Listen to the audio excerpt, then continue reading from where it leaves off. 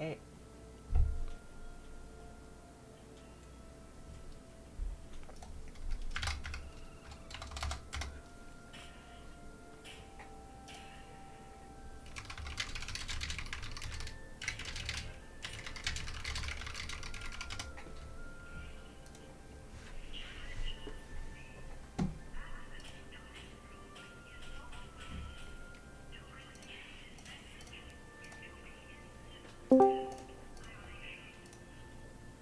Hello. Responsibility isn't easy. Hello.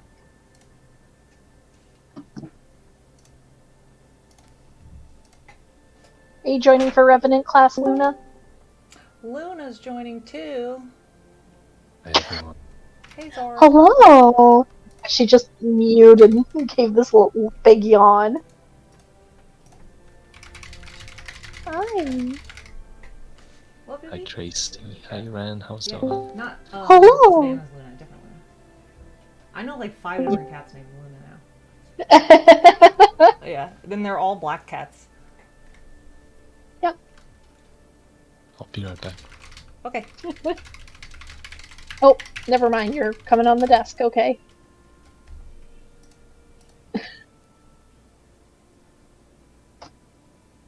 Oh, did you want to join party, Ren? Sure. I mean, if there's other peeps who Okay. want to hop in party, I don't mind just watching via stream. So. Okay. We got 1, 2, 3, 4. Okay, so we're at a full party now. So we can go ahead and once you guys join, probably mine and Rose's instance, then I can open up the golem room if you guys want to come into the raid training room with us. It's general Revenant. I'm just wondering if there's like going to be more of a focus on any like one specific profession or not. It'll probably vary a little bit based off of what people are looking for. Okay. I think that we probably won't go into quite as much depth as we have in like the general necro class. Okay. But I know there's also a lot of interest, particular in Herald. So I've got a few sort of like general things lined up for what we're going to talk about. Just depending on how into the weeds that we get, we could breeze through most of it pretty quick and be able to spend some time focusing more on one spec than another. But it is geared a little more towards general. But we also are definitely going to leave time for questions, which could be about, any of the specs. Yeah.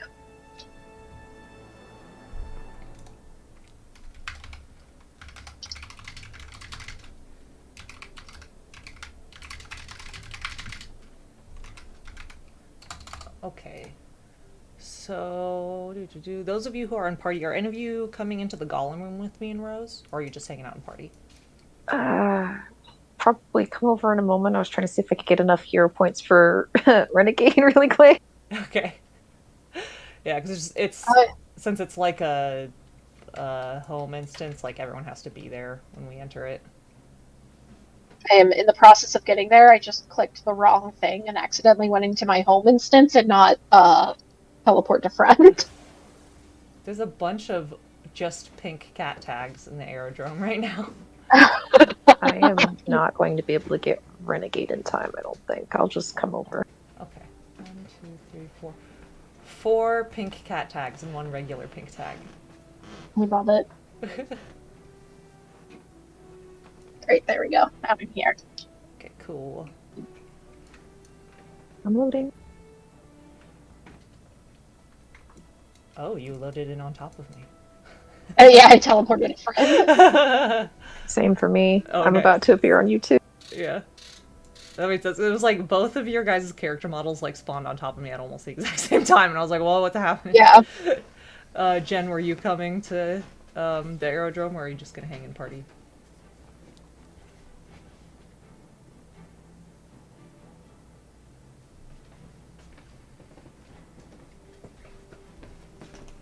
Wonder if Jen has had to AFK. Oh no, my weenus. Yeah, Jen's having some audio issues, Okay. so they're in the process. There they go. Yeah, there we go. I totally had forgotten I was going to try to unlock Renegade before Oh, the class. Otherwise, if I'd actually started as soon as we finished Fractals, I probably would have been able to get it. Ugh. okay, let me try that again.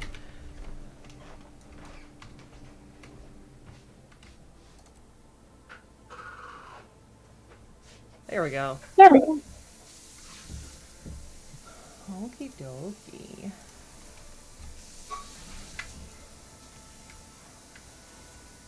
I guess those of us who are here and hanging out, I am kind of curious. Were any of you looking to hear about a specific spec? I mean, we've got a lot of heralds in squad right now, so I'm kind of guessing maybe that more out of the others. It's a pretty popular one right now. Rev. I'm probably mostly going to use mine for boon support. So Herald and Renegade. Okay. Yeah, it's Yeah, definitely. probably. Go ahead. Oh no, go for it. Yeah, I was just saying it's definitely a popular class right now. You see a lot of revs. Bindi is top of the pack right now for power DPS. Um, and then, yeah, Herald is really comfy because of its 600 unit boon radius. So it could be really comfy. And on top of that, like, I think it's kind of weird that I don't see renegades around more often. Um, to there we go. Oh, sorry. TV slash Lara. There we go. Right now I'm hiding my guild chat most of the time. Since it's like on stream, I want people to see party chat. If people ask in guild chat about like the Twitch stream or anything, could you keep an eye on it for me? If you're, well, as long as you're like in game anyway.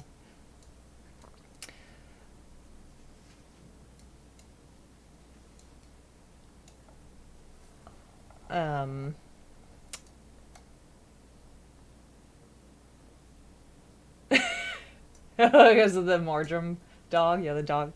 Yeah. Anyways, I don't see renegades around very often, which is very weird to me. Because they also have a very comfy boon radius, and I still find the Alacran build to be very comfortable.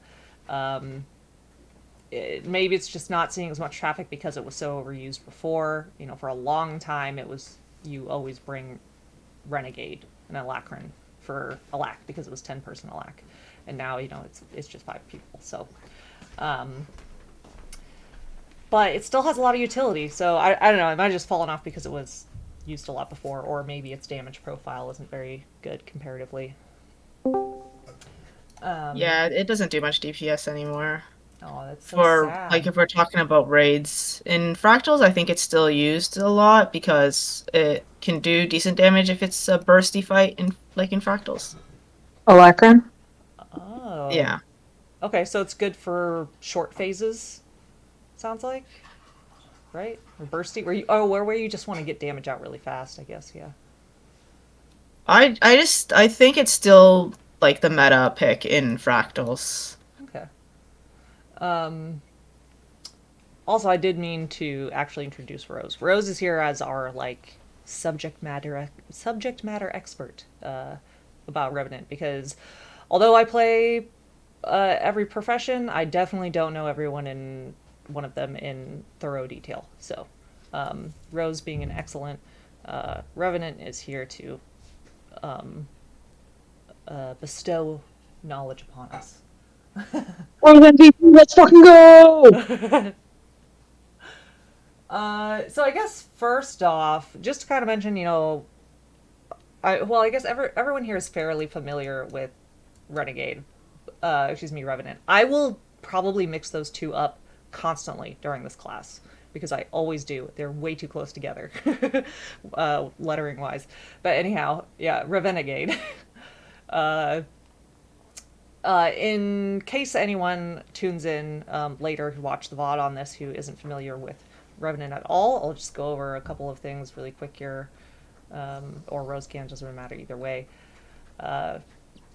Main thing with okay, cool. Main thing with Revenants is that their profession skill is it has to do with legends. So they also have quite a bit of difference from other classes in that they don't have flexibility with their util, heal, and elite slot in the same way.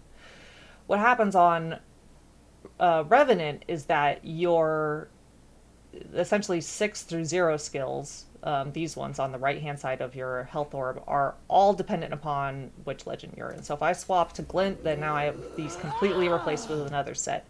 And same with your F2 profession skill. That's going to be different depending on every single legend that you're in. That's also going to be different. This section right here with the F2 is what will usually change per elite spec on Revenant. So, yeah, I'm just going to kind of quickly go through. The other thing is also energy management. Revenant has an energy management bar. Each of their skills will cost energy. Some of them also have what's called an upkeep. That in particular is relevant for Herald because the quickness variant of Herald, the way that it provides quickness is that you have at least 6 pips of upkeep in use. So if you look on the tooltip here for Burst of Strength to the right of it, or excuse me, no, you want to look at Facet of Strength up above. Why does it seem like it's not showing the icons I'm expecting? Anyways, the little negative there, that's telling you how many pips it costs. So for example, this Facet of Chaos, or when you get it initiated, costs 4. And Facet of Nature, your F2, costs 2. That totals 6. So then all you have to do for a really low intensity Quick Herald build is you just, every time you're in Glint, you just F2 and you're Elite, and you just leave them on. You don't use them. And once you're out of energy, swap to Shiro. And then when you're done, you swap back, and your F2 will still be on. All you gotta do is turn your Elite on again. Anyhow, so yeah, energy management is one of the things that you have to take into account with Revenant. Most of the time when you are doing a typical PvE and game PvE rotation on Revenant, you're wanting to get this percentage here on your energy bar down to like 10% and then swap. Rose, you can correct me on that. I don't know if you have to on all of the builds, but it seems like that's usually what you need to do. I believe because that trait, right? Yeah, it depends if it uses the trait or not. I think of like the popular builds, only Renegade uses that. Okay. Like Herald and Vindicator don't use it. So on Herald and Vindicator, it doesn't really matter if you get your energy all the way down. Like for example, on the Vindicator rotation, I find that I definitely don't get my energy down because I just don't do it fast enough. I don't get it down to like almost depleted right before I swap. I'm just not fast. Yeah, that's correct. Okay. So that's nice to know. You get a little bit of leeway. On Revenants, Renegades, what we're talking about is... see if I can remember where that trait is. I probably don't even know. But there's a trait in here somewhere where if you get down to... yeah, I have no idea which trait it is. What does it do? What it does is you want to get down to 10% or below 10% on your energy Charge, bar. Mist, Invocation. Oh, an invocation. Charge. Grandmaster. There it is. It's right there. Yeah, so energy threshold of 10. What that means is that when you then legend swap, you will get an additional 25 energy when you swap, which can be very nice.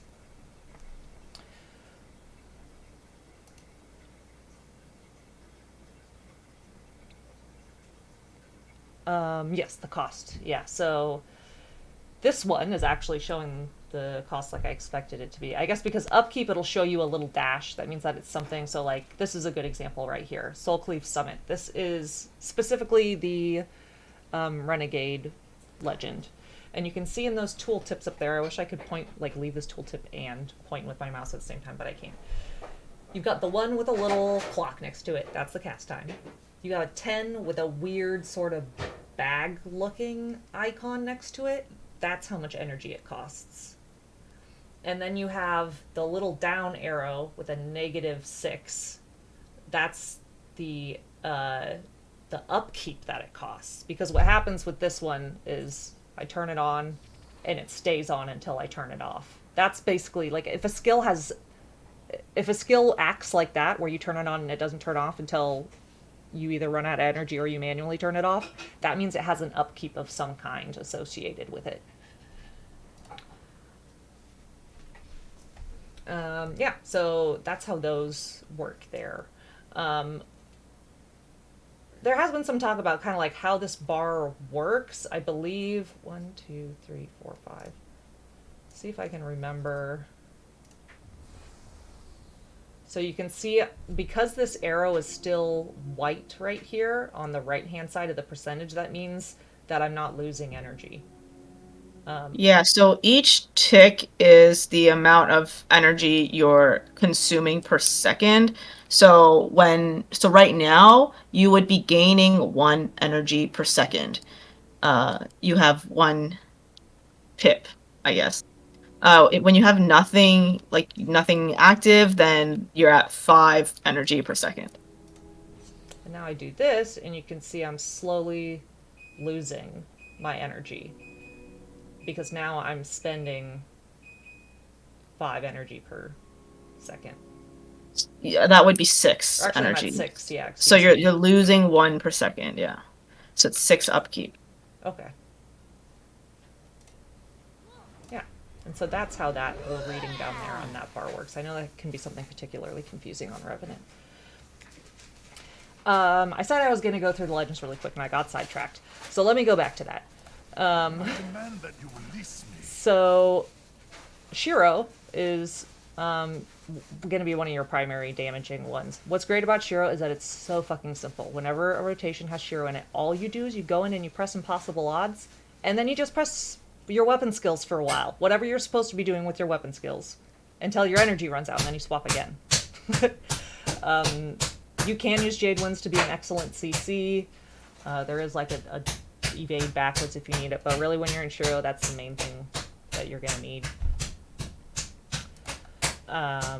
We've also got Jalus, or Dwarf. He's technically King Jalus or something like that, so that's why you hear people interchange that. He's toughness based. A lot of Revenant builds are flexible in that you can swap out, like particularly if you're on like a boon DPS Revenant, you can swap out Shiro for Jalus instead. And that right there is Rhodes, which is this skill, Inspiring Reinforcement. It is an amazing stab provider, particularly because it technically can, I believe it technically can provide to 10 people, right? Yeah, depending on your positioning, because it has like different sections of the road, it counts as its own AoE. So if the group is stacked super tight, then it won't be able to provide to 10 people very well. But if you're spread out a little bit more, then you can.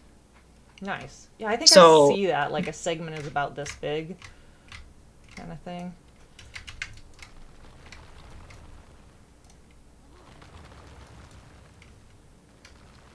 Yeah.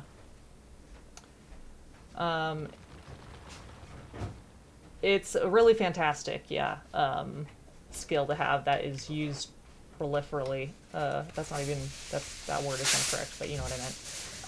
The other thing that will happen when you pop into Jalus, if you end up having to swap it out so you can provide roads, is when you're ready to just churn through your energy, you turn on Vengeful Hammers, and you, just like Impossible Odds, you just leave it on, you do your weapon skills, and then eventually, once you're out of energy, you swap. This whole time, I've had my microphone on the other side of my desk and wasn't paying attention. I'm glad it still worked. The other thing that can be Yeah, I would hope it's clear now. Okay, that's good. The other thing that can be useful on Dwarf is the Elite for reducing. It's a 50% damage reduction for you and 5 allies. So that can be handy sometimes on some fights. Yeah, sometimes the commander will ask you to use it. I've been asked to use it in OLC CM when there's like the sucking mechanic where everyone takes a lot of damage. Especially if groups are also running like one healer only, then they will ask you to use that. Demon Stance is essentially the Condi legend. This one, again, it's really nice because all you pop in here and you hit Embrace the Darkness and wait for your energy to run out. Swords are not Condi weapons. We can talk later about weapons associated with Condi builds. But yeah, that's another thing that could be handy. Demon Stance is also good for if Boon Strip is needed. You have Banish Enchantment that you can use pretty often. Oops, I didn't mean to swap that. My template's going to be so fucked up right now. Cannot swap while recharging skills. Okay. There we go. Anyways, Ventari. This is the Healy boy. You will get a tablet with it. What's fantastic about tablet most often is this, which is called Bubble. People just call it Bubble. It is the middle skill generally for your tablet. You use 6, which is your heal skill, to move the bubble and the tablet around wherever you need it to go. This is why it in particular is so nice, especially on fights like Sabir or on Adina, where you're trying to do projectile block while you're also continually moving around. And this, again, is another way that if you need to have Ventari and you're waiting for your energy to run out, you just go there, you turn on the shield, and wait for your energy to run out. And then you swap to your next legend. So, as far as the core legends go, you've got Shiro as your big damage boy, Ventari as your Healy boy, Malix as your Condi boy, and then Jalis as like a sort of protective, I guess, or toughness-based guy you can think of. Because he provides stab and he provides damage reduction. Let me get... There we go, my template's back to normal. Was there anything you wanted to add about that, Rose? About it was good for a general overview. Okay. There's some like more specific things that could be added, but we can talk about that when we get into like specific uses for the legends in the builds. Sounds good. Yeah, you'll use the heal skill inventory to move the bubble. Okay. Otherwise, the other 2 legends, or excuse me, 3 legends come from the elite specs, and we'll touch on those when we touch on those specs. Okay, so I guess I kind of already went over it a little bit, but I was going to say, you know, like, why would someone want to choose a Revenant over another class for a given piece of content? For fun. Yeah. Other than just funsies. I mean, we talked about Road. That's a big reason why. Bubble is another reason why. Yeah, I mean, if we're talking about Revenant, mainly most people play it probably because Herald is OP right now. Yeah. Because I know you have it in your note, but because the boon radius is super big, and it's just super comfy to play because of that, and the way that it gives out its boon is really quite simple compared to others, since you just turn it on and then you can kind of forget about it. Yeah, it's especially nice because, like, the pain that I have felt on some of the other boon DPS classes is that well, and then that thought just immediately evaporated from my brain in the middle of it. Oh my god. That you can actually give the boon while you're in a downtime of a fight. Like, one of the things that is really frustrating about, say, Quick Deadeye, which I've tried to bring to places, is that if you can't target the enemy, you can't give quickness. So, yeah, it's particularly nice in that respect. Yeah, and it has a really great support kit as well. It can cover a lot of what is needed from a support role. Which, speaking of Heal Herald, it's a beefy build. Like, for tanking on SH, my preferred build, or even on if I have to tank on QTP kind of thing, like, it's just really comfy on Heal Herald. There's stuff that you can do in your build where you just like regeneration, heals for more with this Elder's Respite in the Herald line. This is another one, Steadfast Rejuvenation. Heal every second for every point of upkeep currently in use. Resolution after dodging. And then, yeah, this one, periodically gain barrier for each unique boon you have. Take reduced strike damage for a duration after healing. There's just a lot in here that can make it comfy for tanking. This in particular is my build that I use, well, for everything heal Ren, but is technically, I think, slightly different from what's on Snowcrows. I stole it from my raid leader for tanking SH. I mean, even like autos on heal Ren do so much healing, just your staff autos, and then along with your other staff skills. I can easily sit and glint on a fight that isn't... I know, Ren. Yeah. That's 600 units right there. Thank you, Tracy. So Tracy's currently 600 units from me, so that's what that looks like. But yeah, unless a fight, like, has really high heal pressure in it, when I'm on heal run, a lot of the times I never have to leave glint unless, like, I run out of energy and I have to.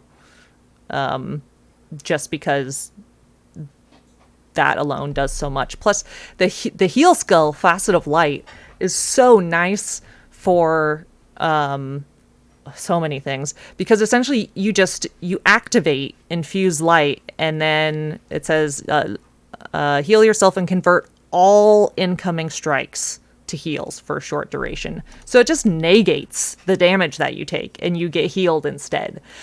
It can be really fantastic for oh shit moments, for if you're tanking on Deimos, if you're tanking on a million other things that it's convenient on. I think it does work on severe... Oh yeah, it does work on severe waves. I've used it. Yeah. I'm getting a little bit all over the place at this moment. I told myself I was going to have us talk about trait lines first.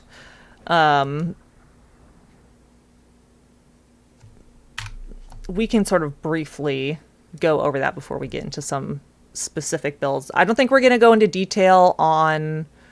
Well, first of all, there isn't a whole lot in the way of Condi builds for Revenant. It's just not something that is the class's strong suit. No, there's I thought Renegade was Condi. Yeah, this Condi Renegade is pretty strong. You can do the Condi Alack Renegade, and you can do a Condi. You can do a Condi Quick Herald as well. Yeah. Oh yeah, it's decent. I think I just don't see it around as often. No, I'm basically the only person I ever seen. Yeah, I haven't seen one in forever. So power works for Renegade? Yeah. No, not much. Oh, well, it's only the Power Alack build it's like a legacy build that it's because it's dominated for so long. People still play it, I guess, but it's not super ideal anymore, in my opinion, except in fractals. Yeah. I'm not sure what its damage pull is these days compared to others. It's too bad because it's a comfy build. last time I checked, the power was like 23k, I think, but I'm not really keeping up with it. Aw. I don't know if it's even being. I don't think it's even. I'm not sure if it's even being updated. So Yeah, I don't think it is. But yeah, so usually for Condi, you see corruption. I believe that's like the Condi trait line.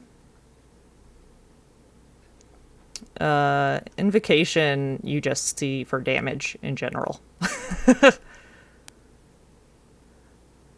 I'm not going to go into the details of the traits and stuff themselves because I just do not know the details yeah, that exclude I think extensively. I think we can talk about the traits when we talk about the builds because Okay. for Revenant, I find like the builds will have one key trait and then the other ones just kind of are kind of passively there and they just do stuff for you. Yeah. I think that's good. So, I mean, yeah, that's the basic of sort of a couple of the trait lines. There's, of course, like a bunch of other ones, some that aren't necessarily used.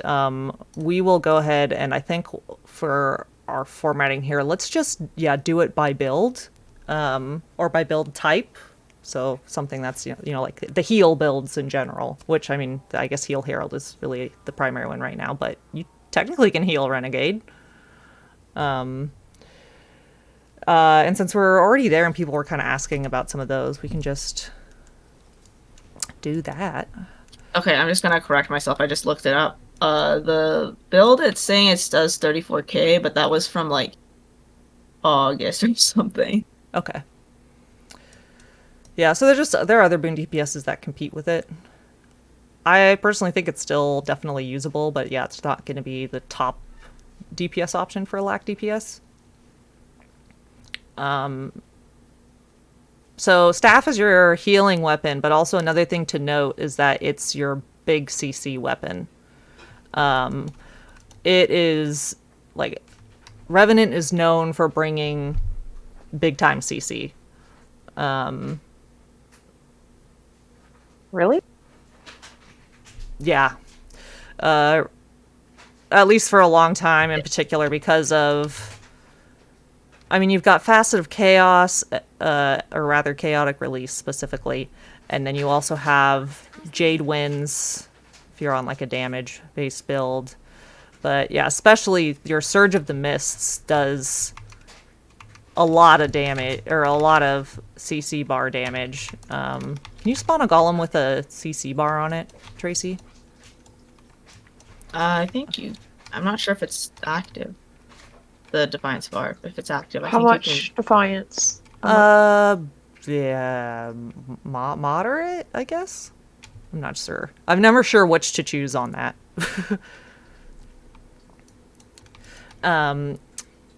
But yes, Stat 5 is also a yeet. So that is one thing that can make it a little bit difficult. You need to be aware of your positioning and be like, all right, I want to go this direction, and then do it. Cool. Another thing to keep in mind about the yeet is that it's good to take a couple step backwards before doing it, so that way more of your hits hit the enemy, as opposed to starting here and just passing through them and then not getting as many hits in. How did his CC bar got killed by the by the conditions. Yeah, they're doing it pretty quickly. Yeah. Do you want the conditions off? Yeah, go ahead and take the conditions off for a second.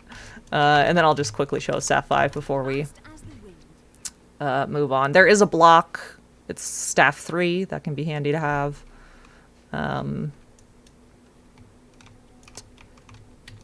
yeah, because the Staff 5 is...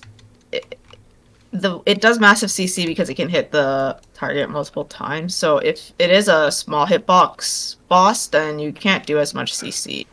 So I think that Herald, it does do amazing CC, but it is dependent on boss. I think Thief is probably the best CC. Yeah. Thieves can just do so much CC. But there are some bosses where you can do really well with the Herald because of that Staff 5 mechanic as well. Yeah. Like on Sabir, because Sabir has a mechanic that you can't pass through the boss. you can staff 5 directly straight into Sabir and get all the hits in. Oh, that's nice. But you do have to position well, and it's risky because if you miss, then you can die in the big tornado. So normally I don't do it when the big tornado's up because it's not worth it for me. Mm-hmm. But before that, it can be really strong in the early phase. Okay. Were there any other details that you wanted to talk about with regards to like healing on Revenant? There's a lot we can talk about. Yeah, I just went over some really vague things. I don't really know where to start. Is anyone here that's here for Heal Herald? And- It's one of the things on my list to learn, although I don't have all of the runes I need yet. Yeah, well, Zoa mentioned that it's really got strong healing. Basically, it has really great passive healing because of all the things that Zoa mentioned. The traits where every time you give a boon, you heal people, and you're constantly, like, shitting out boons. I don't know if I could swear. No, you can. I swear on my stream all the time. You're good. But yeah, you're constantly shitting out boons, so you're constantly healing when you're doing that. The staff auto is healing, so that can be passive heal because you just stand there and auto. And if you have the tablet out, then it just stays there and it heals as well. So, and the Elder's respite, making your regen doing massive heal. So it's got really great passive heal.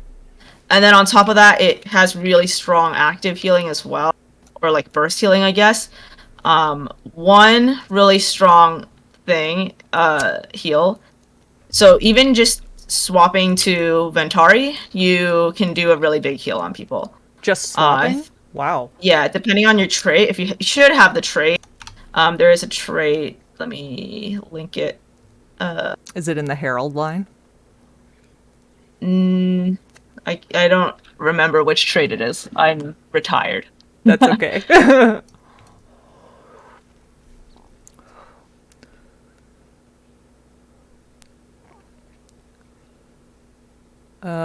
Increase healing to other allies. Legendary centaur skills apply boons in the area. Serene rejuvenation. That's one of the fuck, I don't remember the terminology for the ones that aren't like the 3 select ones. Well, okay, maybe I guess I'm wrong, but because I can't find it, but I feel like I remembered. Maybe it is from. Hold on, I found it.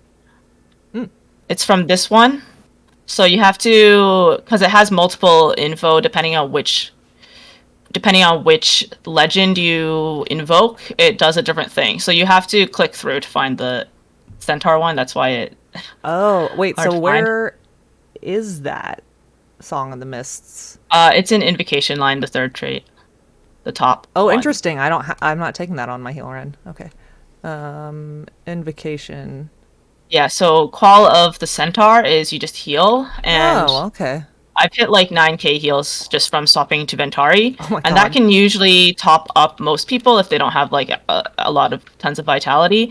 And then on top of that, then you can use your actual healing skill on the Centaur. So it's just got really great burst healing as well.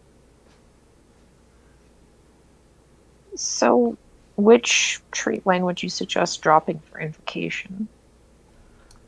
This is the build I use. Yeah, so there's a couple of different good run builds for that, I think. Yeah, I have looked at the one on Snowcrows. I don't know, maybe Zargle can explain why. I don't really know. The one on Snowcrows has never matched the one that I use. I think the one they That's use is a mine. bit more maybe DPS focused, because that tends to be the way Snowcrows does things, because To min max a little, yeah.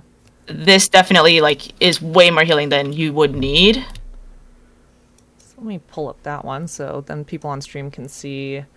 So this build here on the left is Rose's build that she's typically taking. And then the one on the right is mine, which you can see is very similar. I want to look these other ones. Yeah, that you have.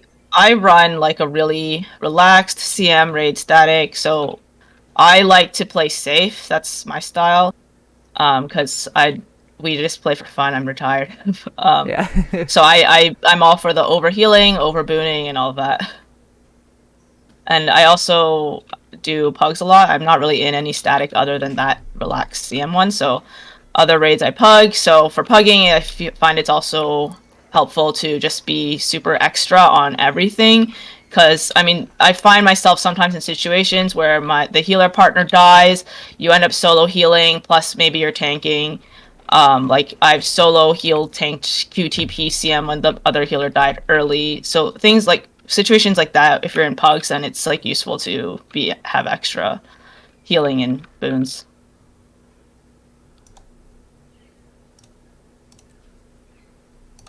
In my opinion. Store this build. Wait a minute.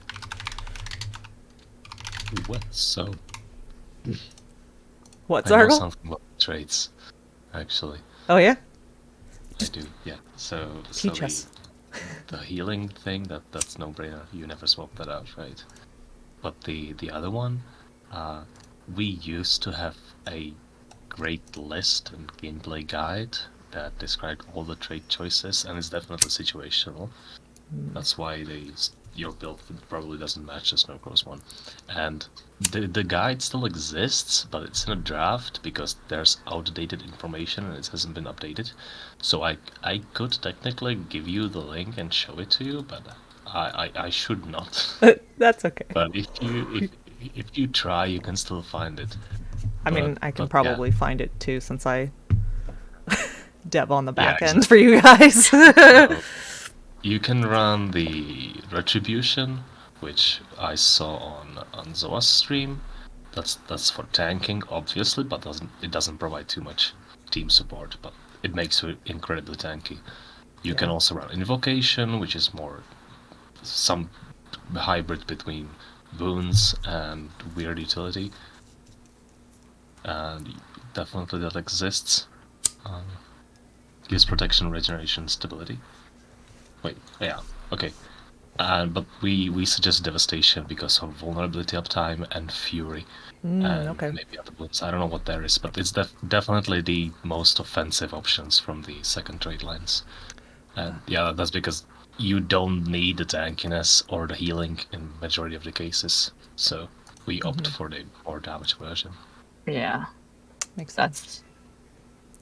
So there's really a lot of flexibility there, which is pretty cool. I did not know that, like, just looking at these other traits in Salvation and seeing what you have set up there, and then as well, yeah, looking at how differently you have with the Invocation trait line. I didn't know that it had that much flexibility.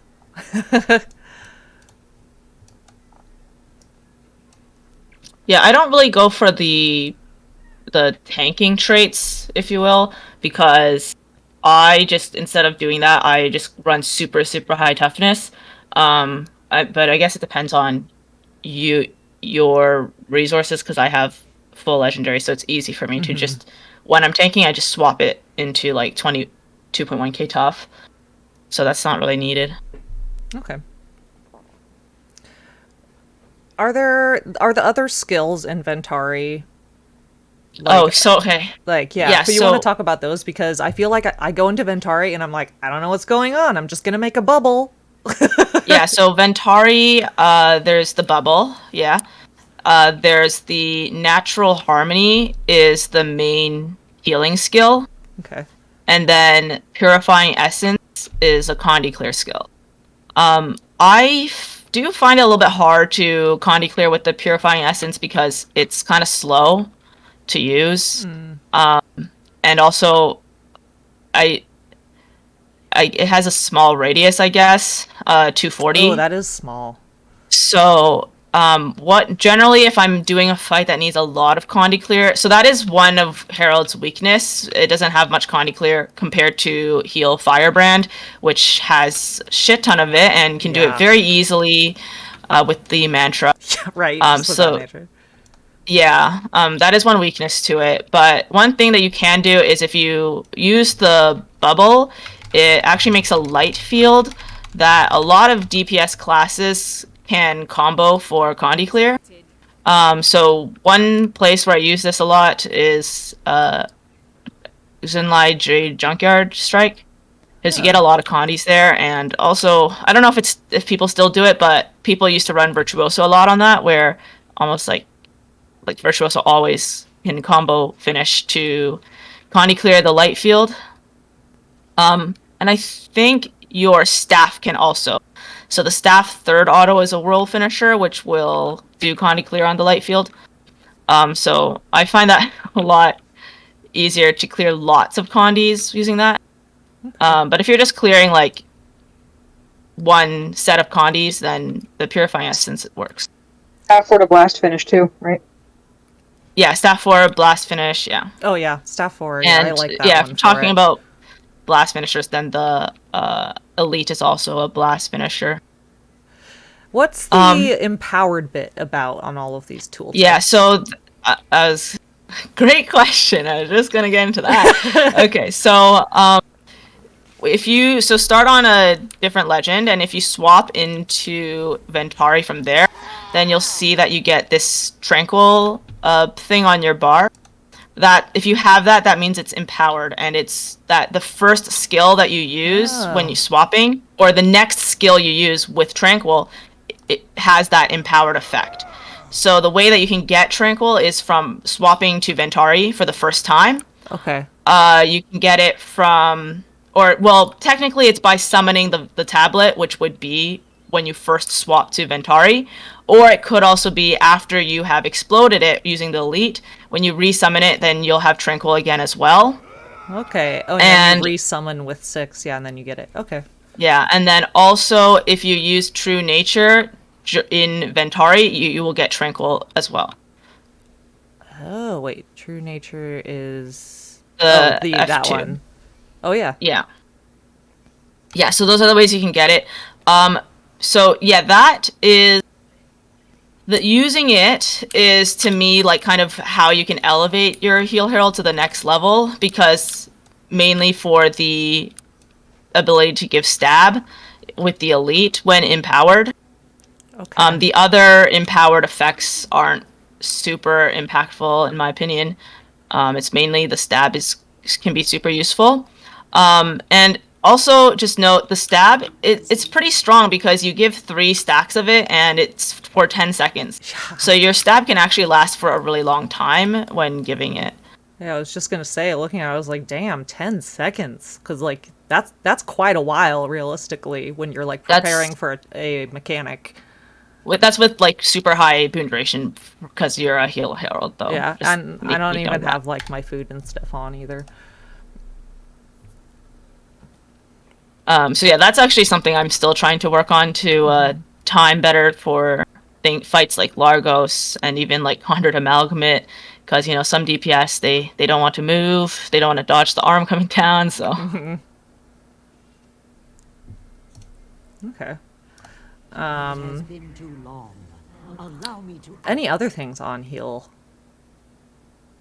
I guess heal, because there's Heal Herald and Heal Ren. Realistically, is Heal Herald probably better than Heal Ren because it has more access to boons with the facets? Yeah, Heal Renegade is also another legacy build. It was kind of a thing back in the day, but even then it wasn't a super big thing. It lacks the healing compared to Herald, and yeah, it super lacks boons compared to Herald. I tried it, and it's really hard to upkeep even might with it.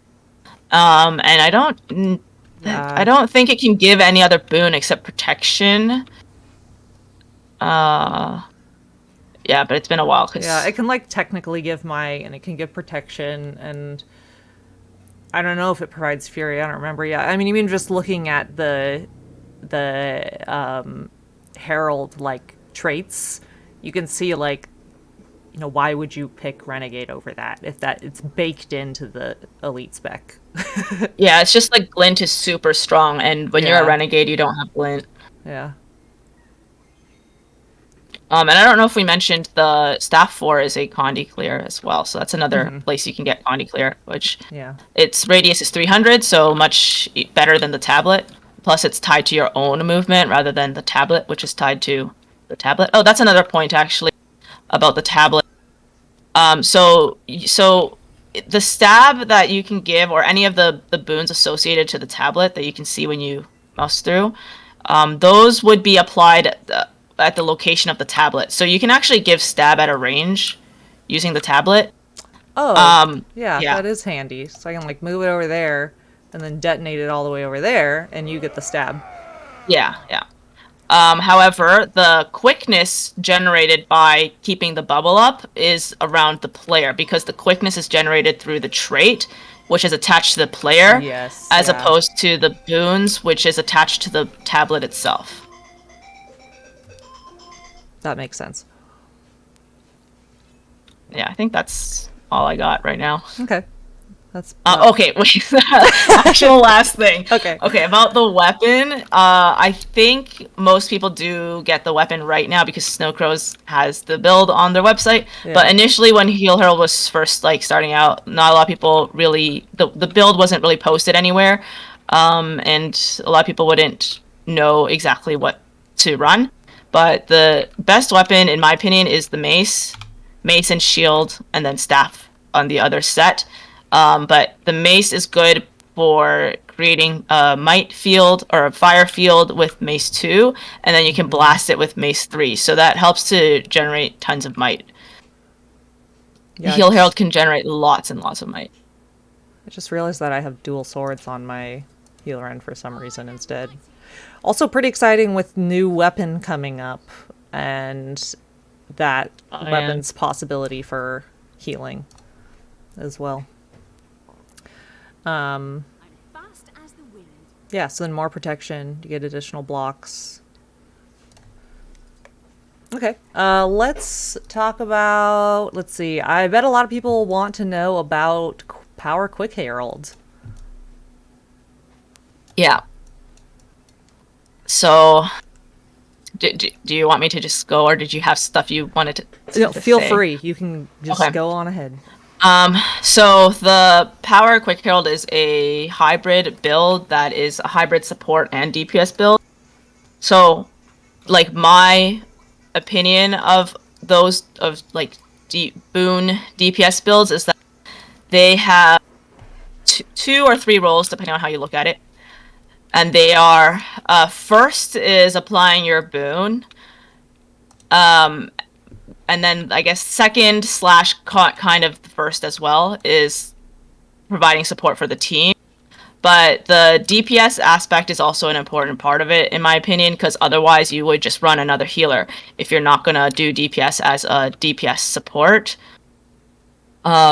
So the Heal Herald, or Quick Herald, I think of it as having like 2 parts to the rotation, the support part and the DPS part, and both parts are kind of equally, well, not totally equally, because the boon is probably the main thing, because to me, like, the boons allow people to enjoy the game, and if you don't give them good boons, like, they're not going to have fun because they can't do their rotation properly, and they can't, like, fight for logs or whatever they're in that squad for. It can be really painful to be trying to do your rotation and you have to have quickness for it and it's not there, and then you're just constantly canceling your skills.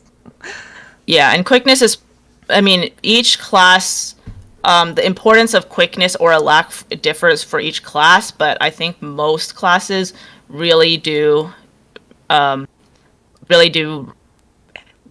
lean on quickness more than a lack.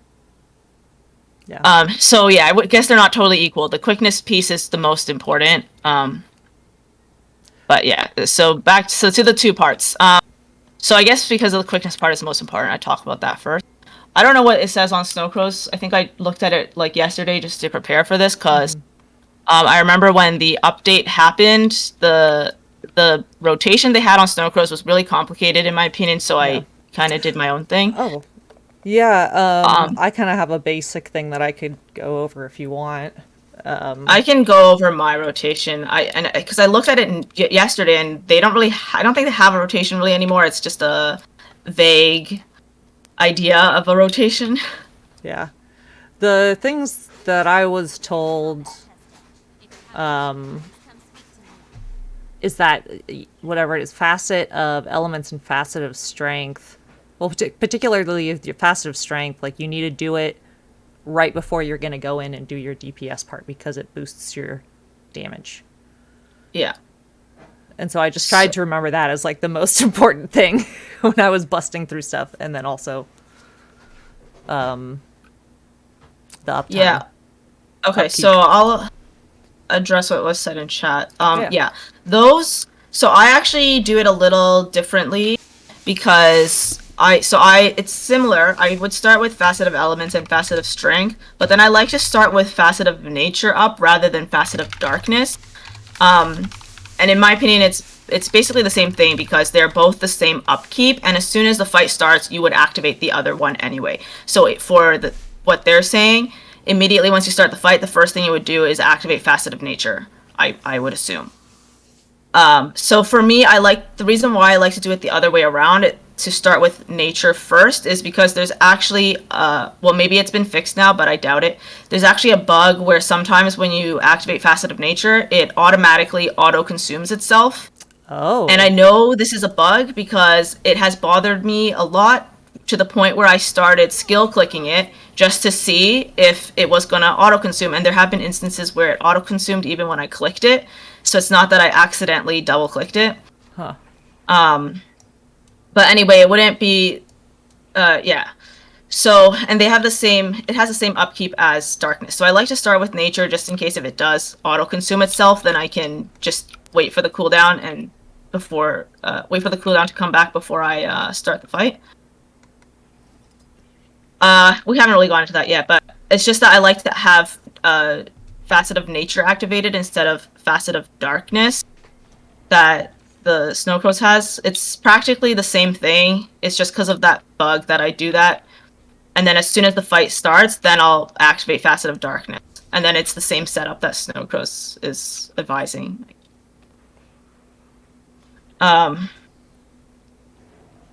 So you put on facet of nature, facet of darkness, and what do you do for your other 2 upkeep?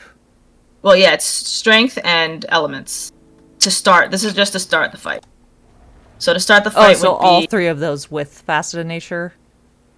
Yeah. So those 3 are before the fight starts, and as soon as you get in combat, then you activate again facet of darkness. So okay. Strength, elements, and nature when you're these preparing 3. to get into combat, so that you're not losing energy before the fight starts.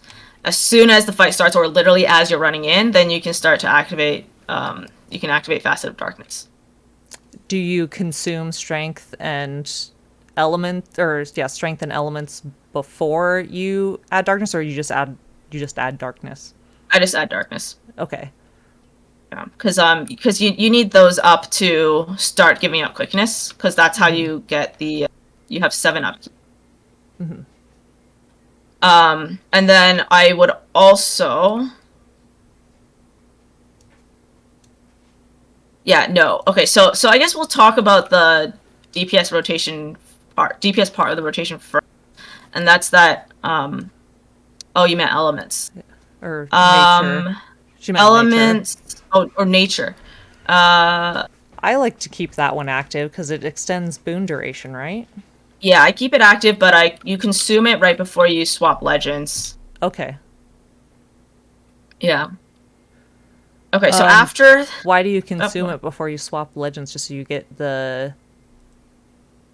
that's how you get that increase, I guess, right? Yeah. I think its consumption is to extend existing boons. Okay. Right?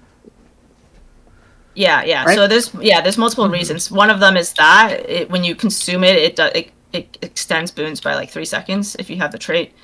And the second reason is then it will consume too much energy if you're on assassin. Okay.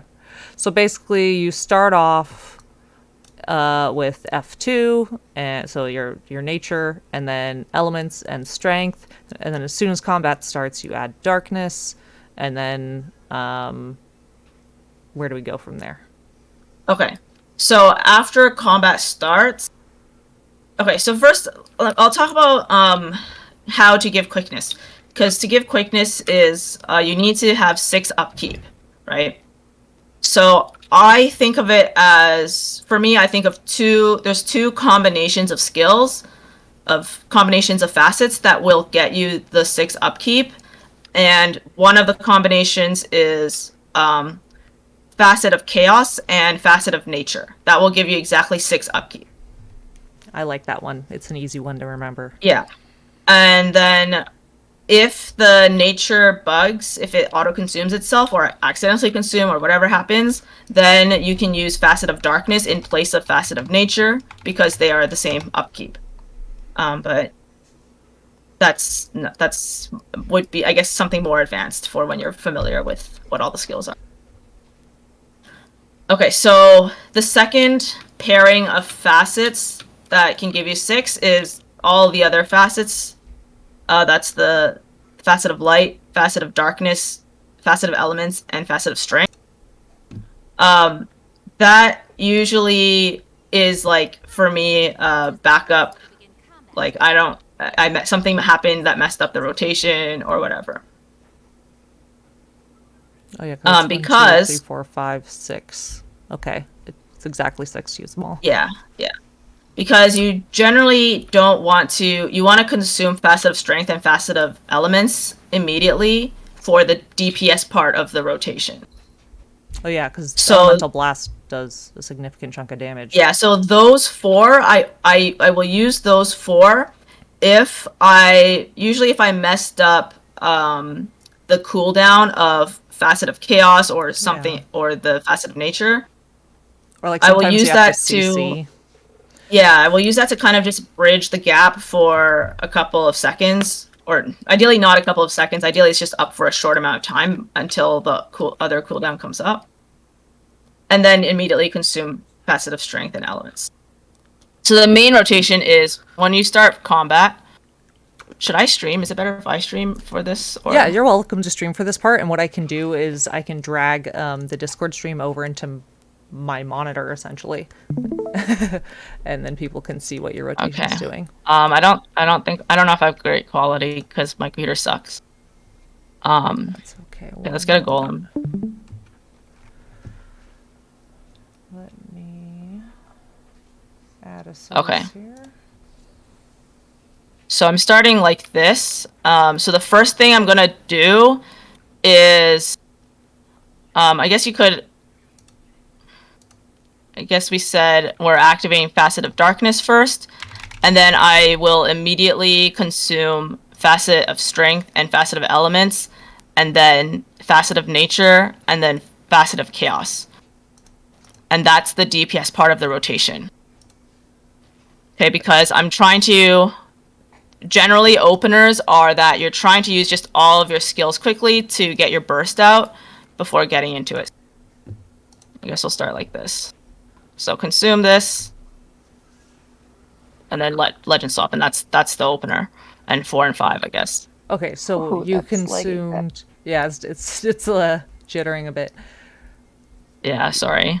So you went in and you consumed strength, elements, chaos, nature, and then swapped.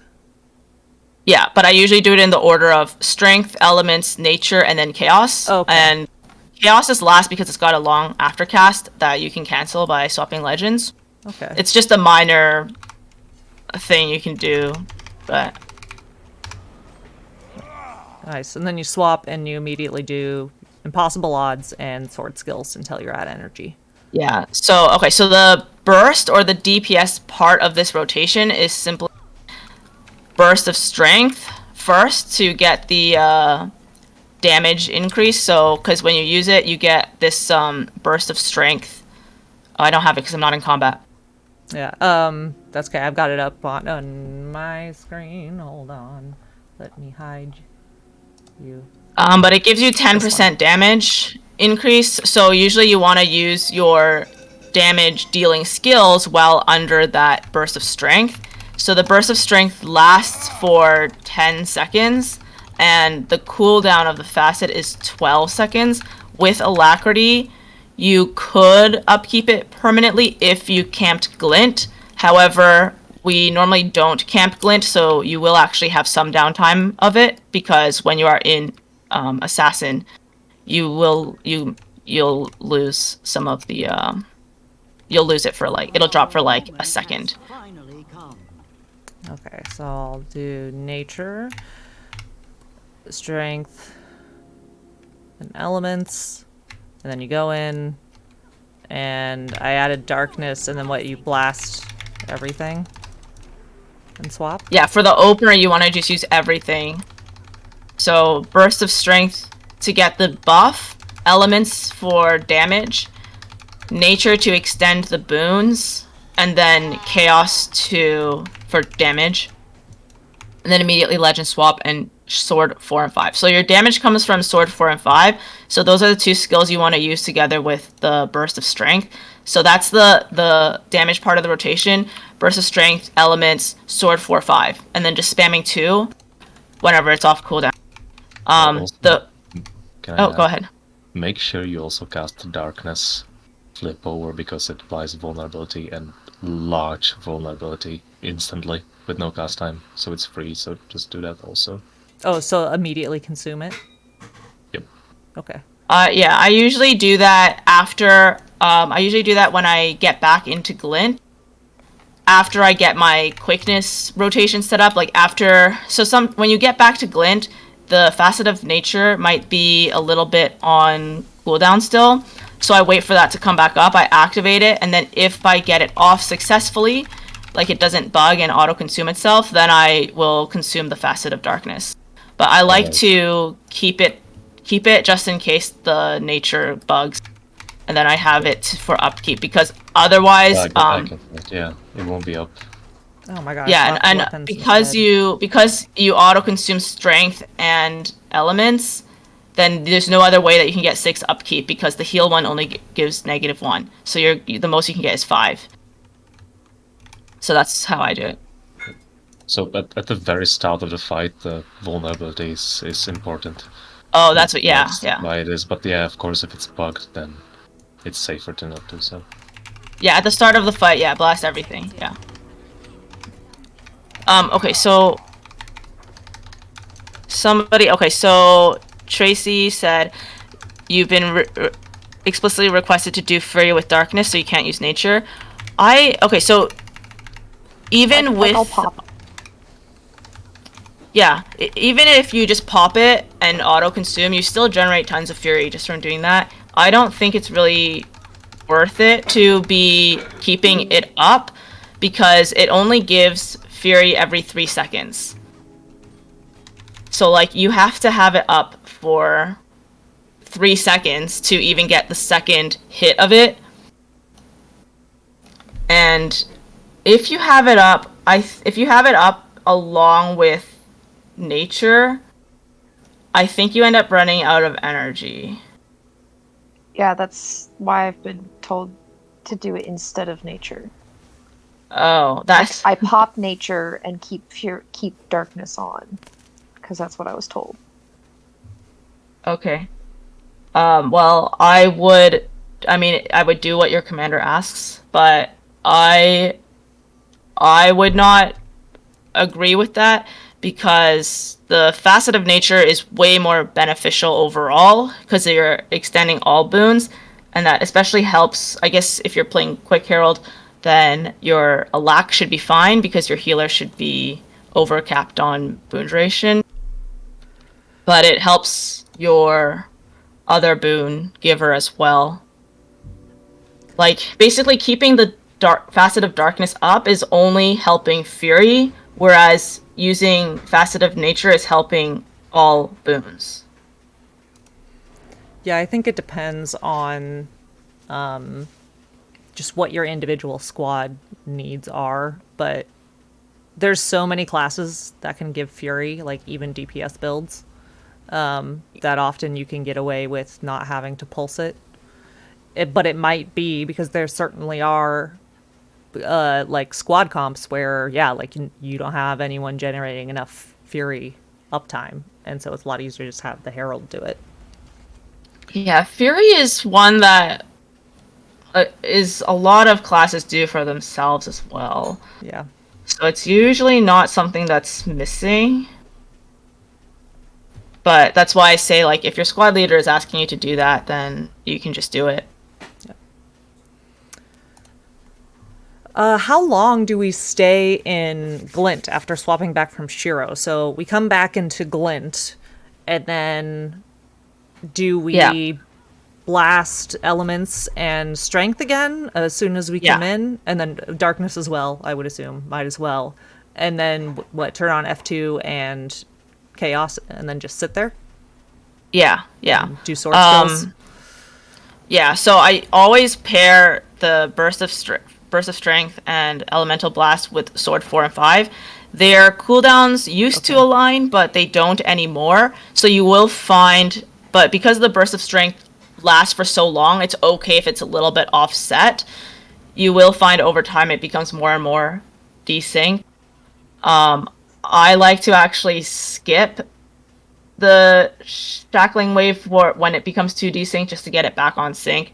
It is a DPS loss to do that, but usually a lot of times fights don't go for that long, or like a phase doesn't go on for that long, but that's necessary. So for me, it's like such a minimal DPS loss that I'd take that hit for comfort. Like I always do. I've said I don't really follow Snow Crows that much because I just do what feels most comfortable for me.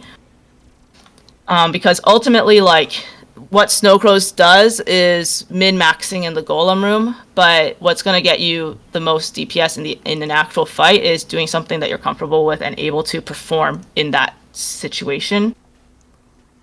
So I take that loss.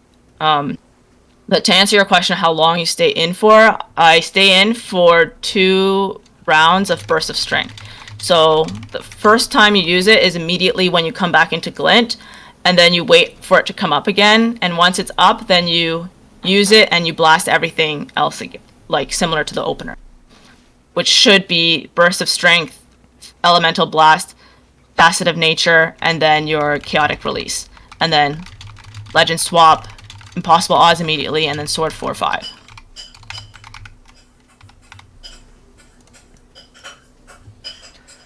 And then for the timing of using the Facet of Darkness, you can use it as soon as you come into Glint, or like what I like to do is just to hold it and to make sure I get the Facet of Nature up. How long do you stay in Glint after doing all of that? Because it seems like, well, compared to being in Shiro, like I feel like I'm in Glint for a long time if I just wait for my energy to run out. Yeah, well, I don't know exactly how long. I just wait until the second time my Burst of Strength comes up. Okay, and then that's when you swap. So you do once Burst of Strength and elements are up again, you do those and then swap to do your DPS on Shiro. Sorry, can you repeat that? No worries. So once Strength and elements are back up again, you use the active of both of those and then swap over to Shiro? Yeah, but also using all your other skills. Right. So you'd blast also Chaos and Nature? Yeah, if so those are always just before you're swapping, you want to use them. You want to consume. Okay. So sword skills, so sword 4 and 5, you can align with using your Burst of Strength and Facet of Elements, or Elemental Blast. So you're just they are pretty much most of the time always used on off cooldown, but you just want to make sure that it's going to align with being within the Burst of Strength buff, which usually it should be if you're following the rotation perfectly. But if you're not, I usually will wait for it to align just so that I can get myself back on track with the rotation, like if something happens that messes it up. And then Sword 2 is used whenever off cooldown. And then you want to avoid Sword 3 at all times. It is a fun animation lock. Oh, but it's better than dodging. Yeah, that's true. You still at least do damage. Yeah, it's it really could be awkward to use, but yeah, you can do it, it's better. Yeah, I think that would be when you are really experienced with specific encounters. So you can tell, you have a better understanding of when is safe to use it and when is not, because it can drop you in an unknown location. Sword 3 is so fun if you time it right. I suggest using it exactly when you have no idea what's going on. Like me on Deimos, I died to it like 5 times in a row. I was like, I'm Fucking gonna Sword 3, land in the oil. Exactly. Not Maggie getting up. One thing I'll say about the Quick Herald that a lot of people don't know, a lot of people that play it literally just for Quick Herald don't know, is that if you are playing with the Assassin, which most of the time you are, the true nature on Assassin is a boon strip. So it really bothers me. It's like a pet peeve of mine, I guess, when we're on like Veil Guardian and the commander asks someone to specifically bring a boon strip for the Blue Guardian, when there's a herald that can just boon strip it for you, because there's only like maybe 1 or 2 times in the fight that you would need to boon strip, and that's only if your DPS isn't good enough to burst it down in the first place. So to me, it's really unnecessary to have someone swap a skill to bring boon strip. But so you can boon strip with Herald with the true nature on Assassin stance. Oh, okay. The consumption of it, right? Yeah, when you consume it, it can boon strip. I had no idea. That's fantastic. I always thought you had to take Demon. Nope. Demon can strip more because there's no cooldown on the boon strip on Demon stance. The only limiting factor is energy for that. But the Facet of Nature will go on cooldown, and it is like a 20-second cooldown, so... Yeah. But in an instance like Veil Guardian, you can, where you don't really need that much boon strip in the first place, then it's good. Except for pre-event. The pre-event you probably want to bring more just because it gains the protection a lot more than in the fight. Does anyone have any questions about Quick Herald beyond that? We've kind of gone over the majority of how the standard rotation works on it. You can, of course, replace Shiro with Chalice if stability is needed. And like we mentioned earlier, that you hit the same key as with Impossible Odds. It's hammers, and you let that spin around you until you run out of energy. Okay, so I'll make a note about that, unless Tracy was going to say something. Oh, I was just going to say I've also heard about a lazy build where you run Shiro Chalice. Yeah. That would... Actually, I guess, technically, yeah, you would still be giving boons. Just quickness. Yeah, it's good it's a good LI build, I guess, but you are missing out on a lot of what makes Herald OP in the first place, which is the shit tons of boons that it gives. Okay, so I was gonna add then, so similar to with the Heal Herald, it might be a different trait this time. Oh, this one, the Spirit Boon trait. So that one is, depending on which legend you're invoking, you give a boon.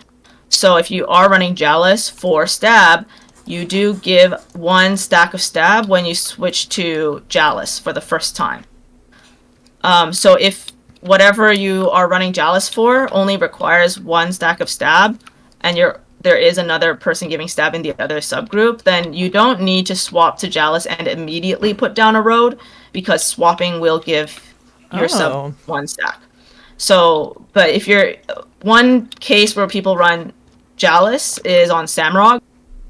On Samrog, the swipes he does require more than 1 stack of stab, because he swipes multiple times at you. So it's not going to be good enough for that. But on KO, I don't know if normal KO knocks you back, but if He it's does. just one stack, oh okay, then the single stack is enough for something like on Kainang Overlook.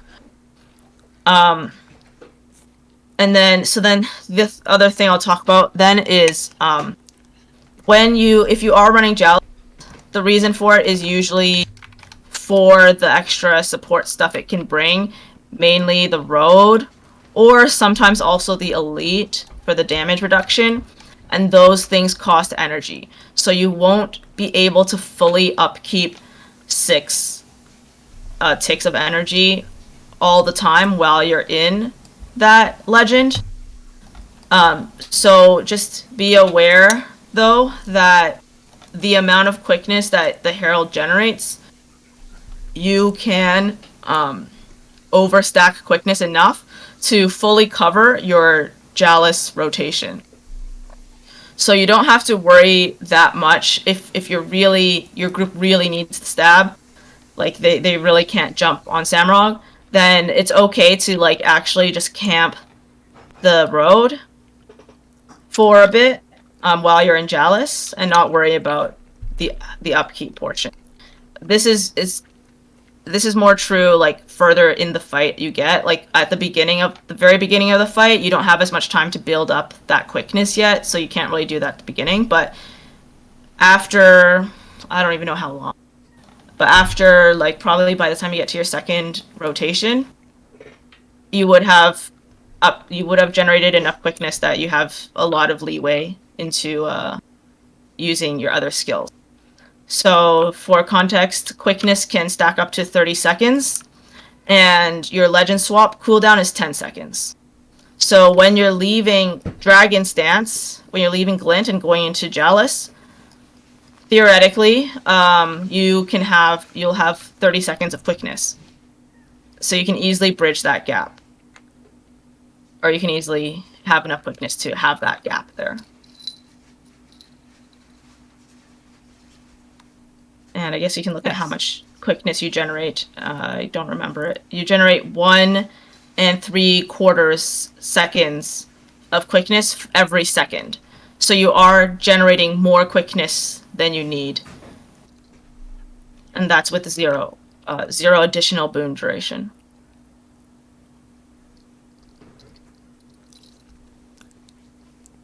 Yeah, it's just very nice, the convenience of boons on Herald.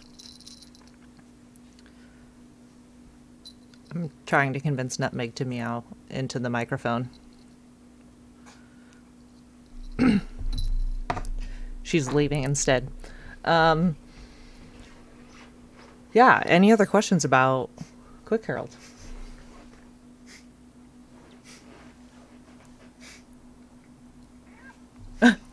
Yeah, Mickey? Am I doing something wrong on Greatsword? Because I just did a little bit of comparison on the sword versus Greatsword in here, and for some reason I'm pulling a lot lower on Greatsword than sword, which is weird. Greatsword does less damage. It's been nerfed. Yeah. Yeah. I thought it was supposed to be as good. No. It's like 1 kill over on bench or something. Greatsword is still used on HTCM because of the hitbox size, I think. Yeah. It's better on bigger hitboxes, that's true.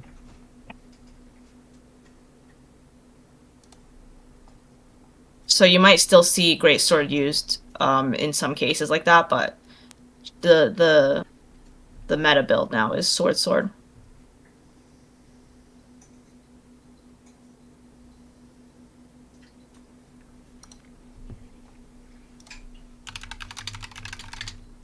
And I think that's actually what happened to Renegade. I think the power of Lack Renegade came back for a short amount of time when Greatsword was introduced. Yeah. And then after they nerfed it, it died again. God. So sad. Because it's a fun build. Yeah, I liked Greatsword. It was fun. I liked the little dash, the little scoot. That was fun. Yeah. Yeah, I like the dashing. I mean, I like Alacrin, just in general. It's just nice because you just press F4 and you're like, great, I'm good. There's the alacrity. I'm gonna just hang out for a while. Yeah, but the problem with it is only giving a lack through that one method means that you'll have a lot of downtime in fights where you have to do something or other people have to leave and do things. They'll have downtime if they miss the skill. Yeah. And it's like, I mean, I guess it was less of a problem back in the day in Renegade's heyday because a lot of support builds were like that. But nowadays, with like so many of them just pulsing boons, it's not as ideal.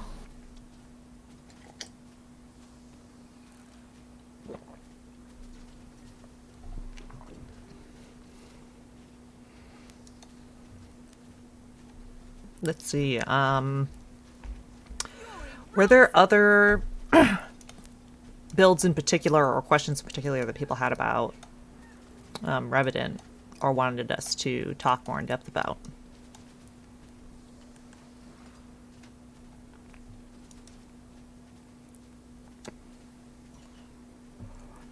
I mean, the Condi rotation. We could talk about how the Condi weapons generally work out. Because Wow, the I'm Condi pulling- rotation is pretty simple in the sense that you just do embrace the darkness and then there you go.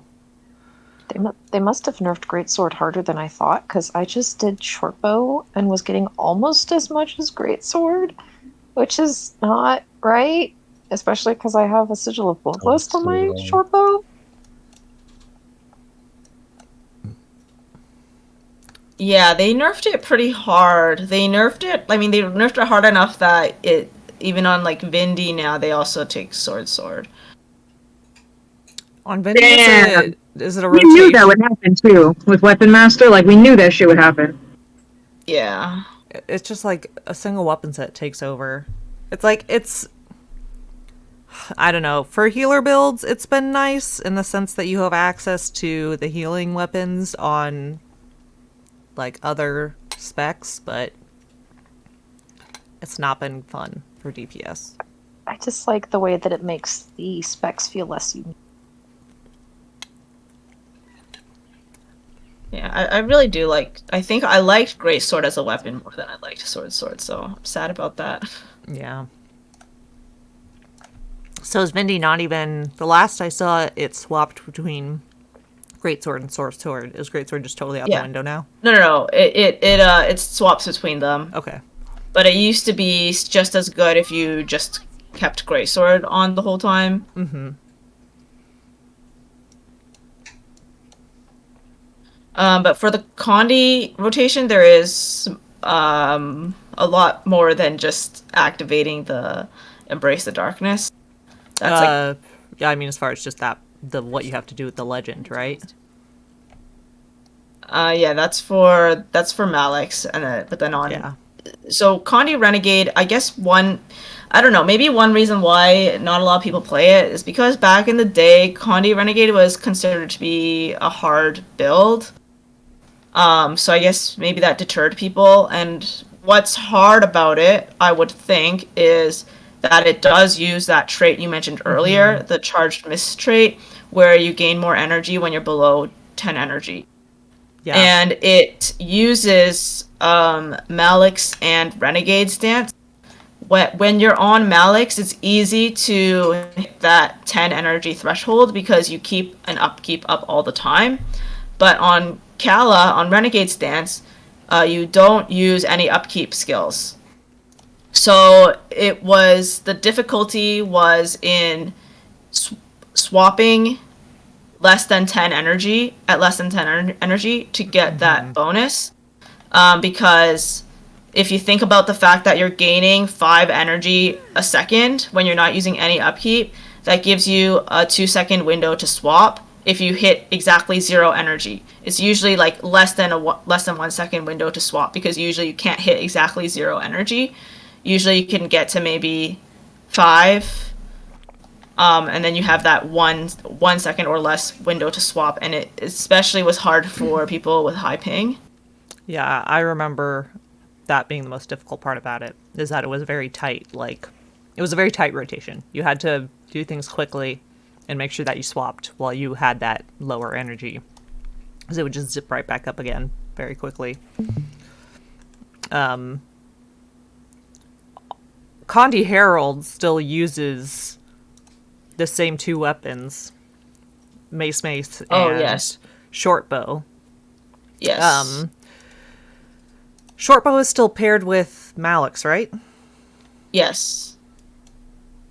All right, and the important skills there, if I remember right, it's you do 4, 3, 2, or you start with 2 since it's such a short cooldown, and then 4, 3, and then you just do 2 off cooldown. Is that right? Yes, in the Malix rotation. Yeah, in the Malix rotation. Yeah. And then 5 is nice if you need to do a CC. Yeah. And then I believe you want to do short bow 2 once you swap into glint and then swap weapons. Is that right? Yeah. Okay. So, and you do that same thing on mace as well when you swap to Malix, is you hit. So you do your mace rotation and glint, and then you go over to Malix and you do mace 2 and then swap weapons.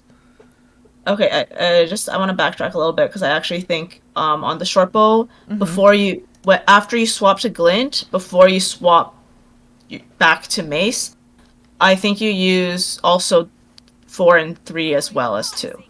Oh, okay. While you're in glint. All right. I don't know that one as well because it's a fairly new-ish rotation since I'm retired. I don't play too much anymore, so. Yeah, and it only came about since Weapon Master. Yeah, and from my from the times that I have played it, I just find that in a lot of bosses, the power version is just so strong that generally I can do just the same amount.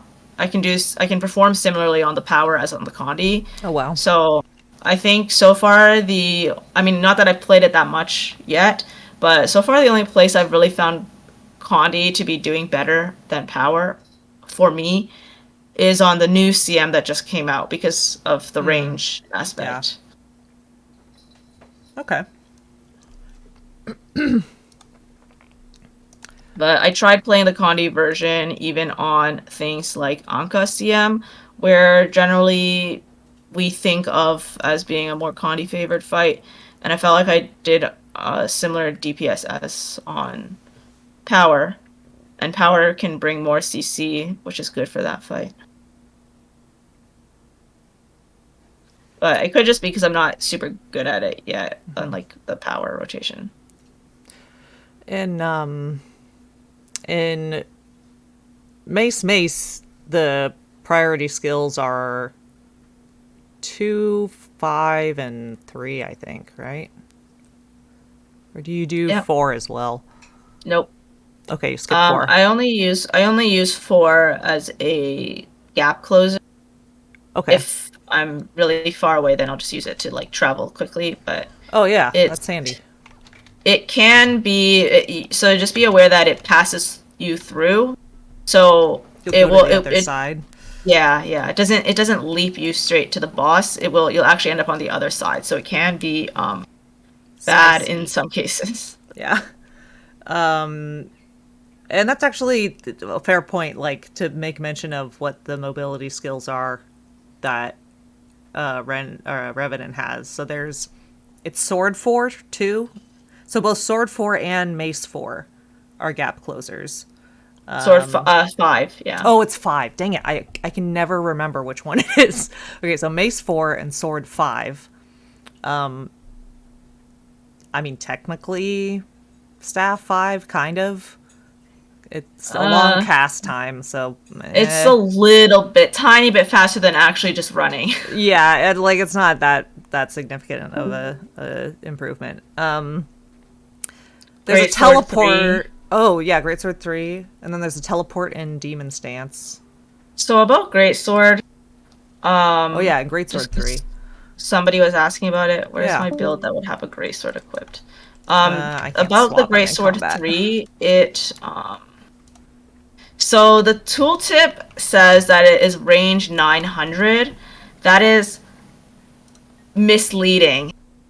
So you guys know you can tell if you're in range of a skill by looking at the red bar underneath. So you can see right now, like my 1 and 2 are out of range because there's a red bar underneath. Yeah. But 3 is technically saying it's in range. And if I back up, okay, here is like the maximum range Yeah. of it, which is 900. But if you use 3, if I use it right now, I'm not gonna hit the boss. Yeah, it's gonna be exactly like that. It's very sad. That's interesting. So like you can they decided to make the range that you can use it when you're farther away, but it's not going to go that far. The reason why it's like that is because it actually has like an initial range where if you are close enough, it will do an additional dash that will end you closer than if you fail that additional dash. So I don't know exactly. I think it's like somewhere here or something. Let's try. So I could do an additional dash and get a little further with it. What range was that? Like what? I don't know. I think I tested it. Yeah, it was like 600 and a little bit. It was more than 600, but yeah, it's just to be wherever you are for an annoying thing. I think from here, here might be out of range. I'll test it first. Oh yeah, that might be right on the edge then. So go forward more or like closer? You can try it from there. I don't know. I don't know it exactly. Like you gotta, yeah. No, you did it. You hit it. Yeah. Oh, yeah. So did the second dash to get all the way there. Okay. Yeah. I get what you're saying. Oh, not that time. And yeah. Interesting. So that's just one thing to know about it. Like if you're trying to use it as a gap close, you can't trust that. You can't trust the red bar underneath. You have to. Yeah, because that's like stand at where actually the actual 900 range is. Yeah, is that where you are right now? No. I'll do it. So around here is where I get the red bar. Okay, and right here is where you actually will reach it. So that's got to be, yeah, that might be like 600, something like that. But that gives you an idea of you need to move about this far, at least. 900 to the edge of the hitbox is here. 600 to the edge of the hitbox is here. Okay, so it's not quite there. Somewhere it's gonna in between. Be 600. It's a little bit more than 600. So yeah, I think I tested as like, it wasn't a nice number. Yeah, right. But as long as you're ahead of that, then it'll do it. So the actual dash range is something in the 600s. Just keep that in mind. Yeah. It's not actually 900. So if you're trying to use it as a gap closer, you have to be a little bit patient. Because if you use it too early, you won't go very far and you'll just be sad. Yeah. Nomad's Advance is also... Yeah, that one's also a gap closer. Yeah, but that one doesn't have the same issue. That one doesn't have the second leap, so you can use it. What's pretty cool about... And granted, this unfortunately doesn't have any relevance in endgame PvE as far as I'm aware, really. But what the really cool thing about Vindy is that you can swap your utilities out without having to swap your legend. You can swap them to a completely different set by using your alliance tactics. So, like in World v World anyway, I don't know if you do any World v World or PvP, Rose. Yeah, I really hate PvP, but yeah, I do World v World sometimes, but I'm retired, so not as much. Okay. As far as I'm aware, at least I have another friend who plays, she plays Revenant, particularly in World v World. She loves Vindy because you can swap over and have access to all of that support while also having access to a bunch of damage. Yeah, it's used in World v World. Yeah, there's a strong heal Vindy build for Zerging. I don't really play it because I normally don't heal in World v World. But yeah, in PvE I pretty much never use it because it's like kind of like a shittier firebrand thing. Yeah, it's too bad because like the concept is really cool, I think. It's really difficult to Yeah. use.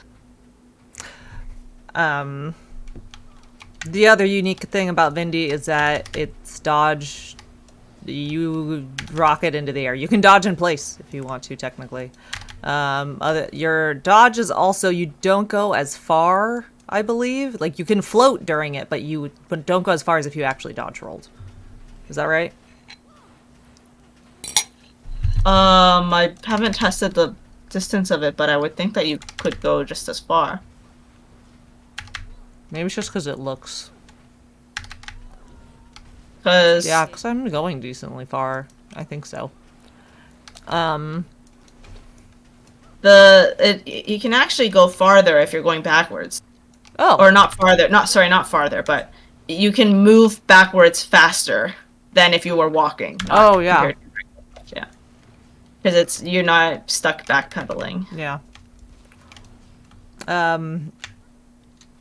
Yeah, so Vindy does damage upon dodging. But what's particularly important about it is this trait that you get right there.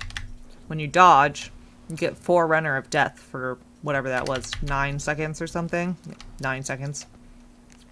Yeah, I don't know how long it is, but you can keep it up permanently. Yeah. And so the idea is that you want to be pacing your rotation so that you are, like, regularly... It's pretty much as soon as you get your just spent endurance bar back, you want to dodge again. Yeah, I usually try to time it in the rotation as well. But I'll just, for Vindy, I like playing it because I find it fun to be able to dodge and do damage at the same time. So, like, for example, like some DPS players, right, they'll say, like, oh, I don't dodge because it's a DPS loss. You know, so like on Kadim or something, like they're just eating everything because they're like, oh, I don't dodge, I don't jump. It's a DPS loss. But when you're Vindy, then you can dodge things and do DPS at the same time. And it's got like this fun kind of like aggressive dodging, blocking type of gameplay because the Great Sword 4 is like a long channeled block that you can counterattack with.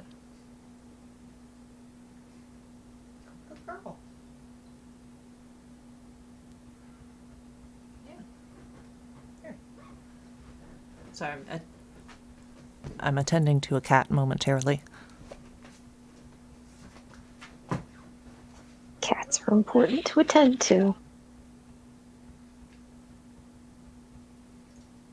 If I don't attend to my cat, he vomit.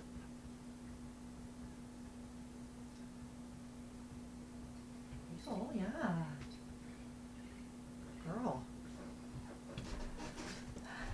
I put the heating pad on the couch for her. She can put her little injured paw on it.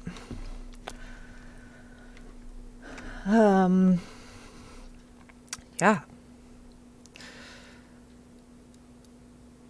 And then the rotation on Vindy, the priority skills. Oh, you mentioned that. You channel that 4 was a channeled block, which is really nice. But then 5 does like a bunch of damage, but that's dependent also upon the hitbox, correct?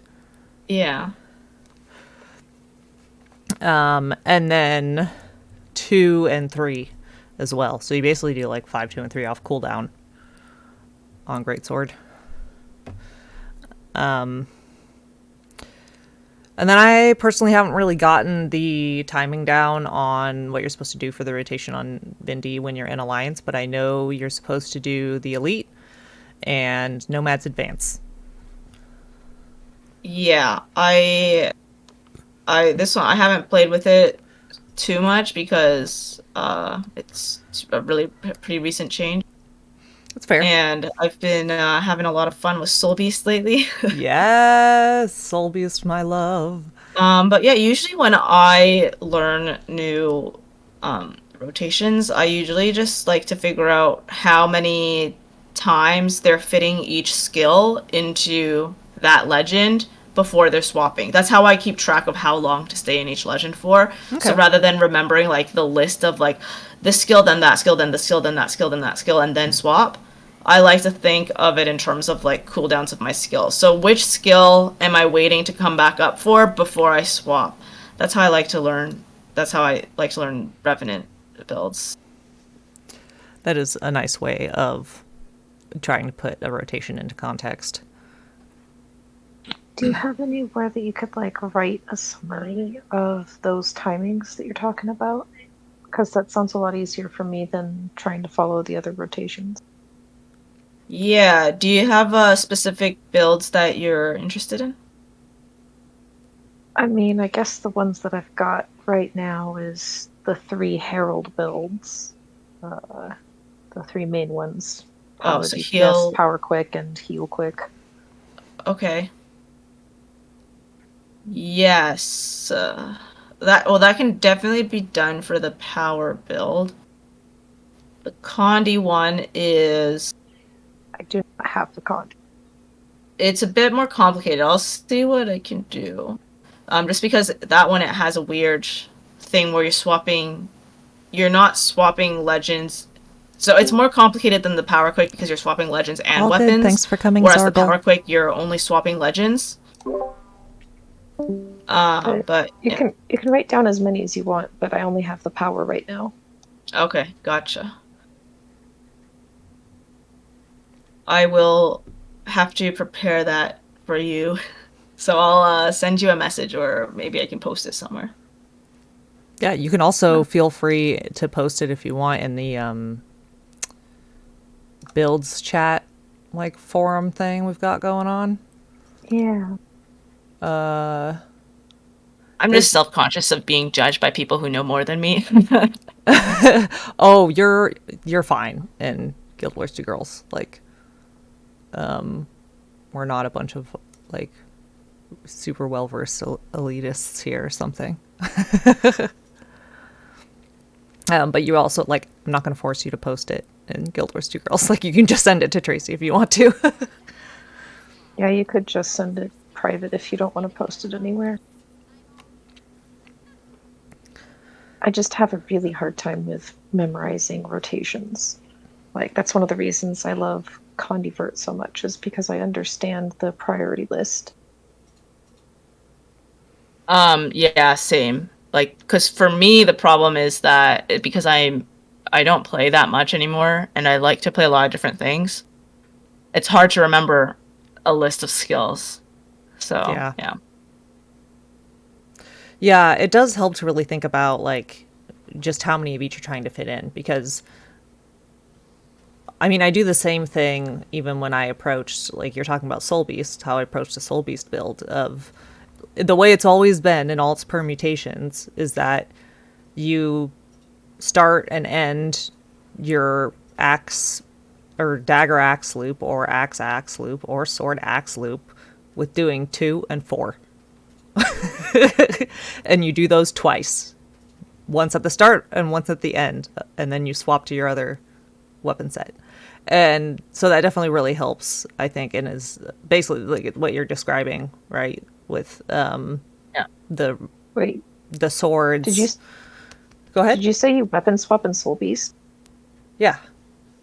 You're gonna have to teach me the way to do that. I've just been camping.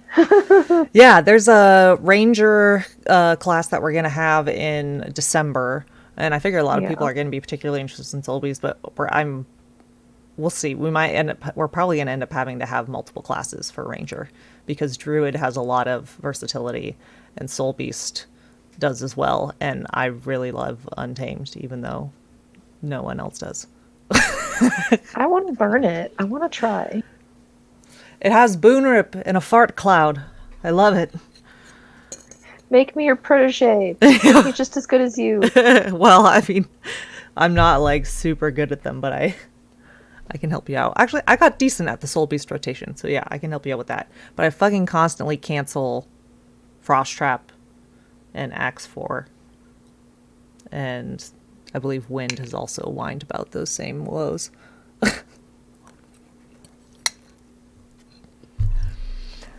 Well, we've got about 10 minutes left. Does anyone have any other questions? Or, Rose, was there anything else that you wanted to say about Vindy, or really anything else about Revenant?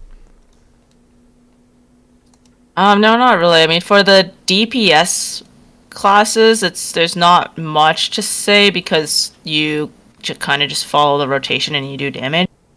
The stuff that has a lot of potential for you to carry your squad or like really help or like elevate is in the support, which is why I'm a support main. In terms of damage, like you just do damage and nobody ever really expects you to do additional stuff normally. And usually there is not much you can do.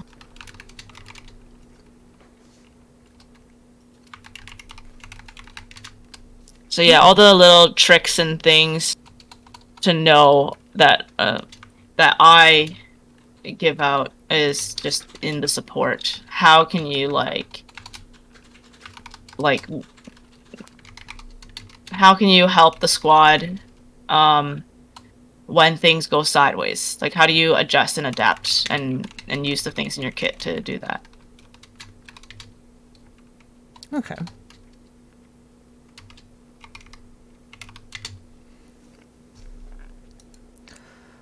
Any other questions from anyone else?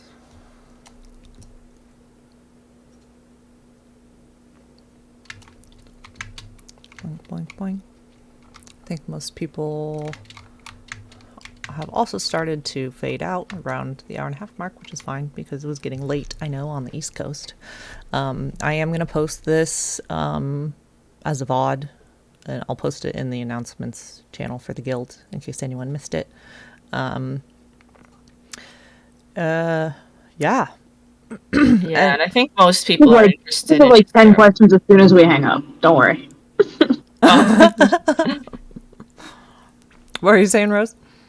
I was gonna say I think most people were just interested in Herald anyway since it's so yeah, popular right now. So after that is over, it's kind of like, oh, no one really maybe knows much about Renegade or Vindy. So yes, it's sad about.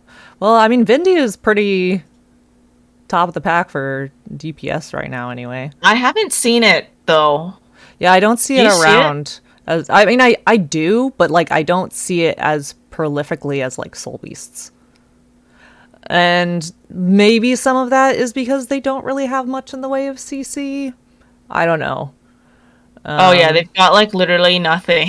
Yeah, they have like no CC. Not literally. They have the one Reaver's Rage. Wait, that one does CC. That's right. And then you have like Jade Winds, and that's it.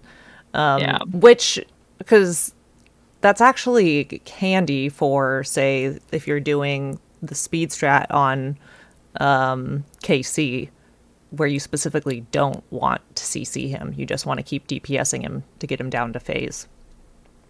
Yeah, but I mean, like no one does that. Like it's such a small percentage of people that, you know. Yeah, for sure. It's just an example of. Yeah, when you're trying to avoid CC, yeah, that's right. But yeah, it's pretty rare that you want to avoid CC or you can bring it and just like be like, we have enough CC. There's like 4 thieves. Yeah, I think that's also why I just haven't really been into the new Vindy. I don't really like having to take the sword.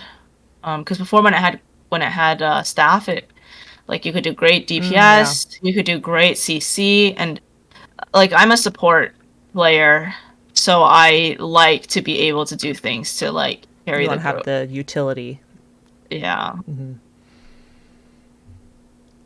So a lot of times, like the DPS classes I pick usually can be able to help in those ways if, you know, the group is struggling.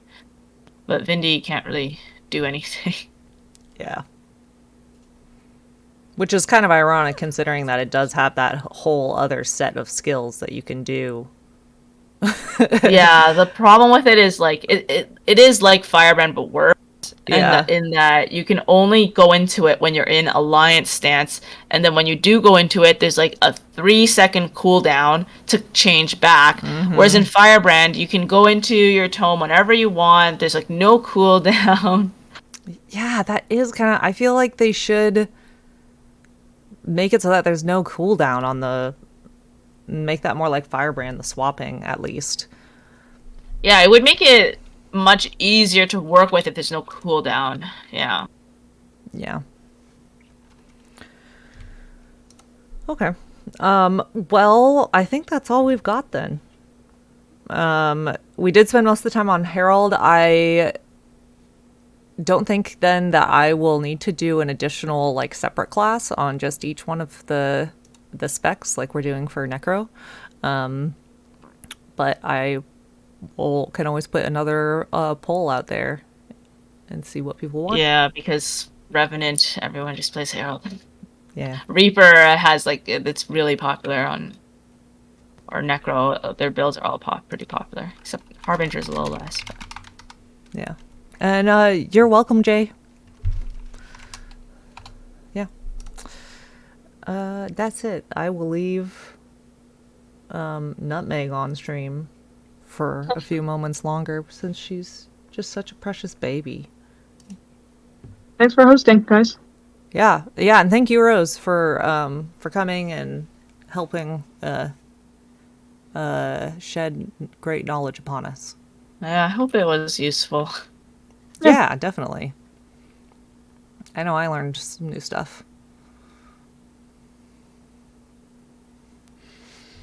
Okay. I should figure out how to do a thanks for watching screen where it still leaves the cats on the screen. Probably just something transparent would work. Yeah. I mean, I can probably add... I'll just need to make an alternate thing in my OBS shit. Yeah, I'll do it where I need to make an alternate screen where it's just the cat cam. Like large, taking up the whole screen. That'd be easy. Yeah, anyways, I'll let you guys go. You don't have to loiter around in voice chat. Good night. Good Night, everyone. guys. Thanks again. I will stay on stream for a few moments longer. I appreciate Nutmeg being an adorable little baby. I bet I can